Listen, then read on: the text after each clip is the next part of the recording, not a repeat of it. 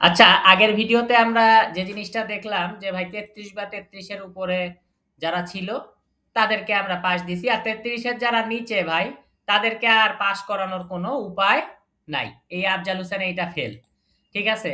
আর আরেকজন আছে 0 পাইছে সিয়াম ভাই, সেও কি? ফেল। এখন আমি যদি আফজালে ক্লিক দেই, পাইতেছি একটা ক্রস।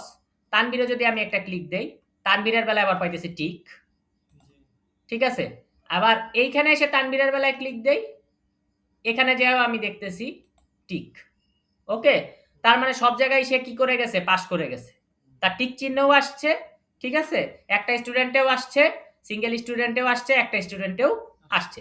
ওকে। তা নিয়ে তো সমস্যা নেই। আর আফজাল হোসেনের বেলায় এসে গেছে ফেল। কারণ ৩২ পাইছে আর তাকে পাস করানোর কি নাই? কোনো উপায় নাই। এখন সিয়াম ভাই তিনি পাইছে 0। সিয়াম ভাই পাইছে 0। তো সিয়াম ভাইয়ের একটা ব্যবস্থা করা উচিত না? তো সিয়াম ভাইয়ের আমি চাইতেছি এলিফ অথবা যদি সেলফ ডট মার্ক হয় কত? 0, রিটার্ন করো ডাক। ক্রিকেট খেলায় আমরা বলি না ডাক করছে, ডাক মারছে, তা আমরা বললাম ডাক।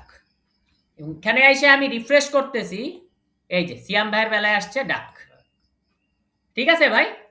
তার মানে আমরা কি করলাম, যে যে 0 পাইছে তাকেও আমরা একটু কাস্টমাইজ করলাম। ওকে, পরের ভিডিওতে দেখা হচ্ছে।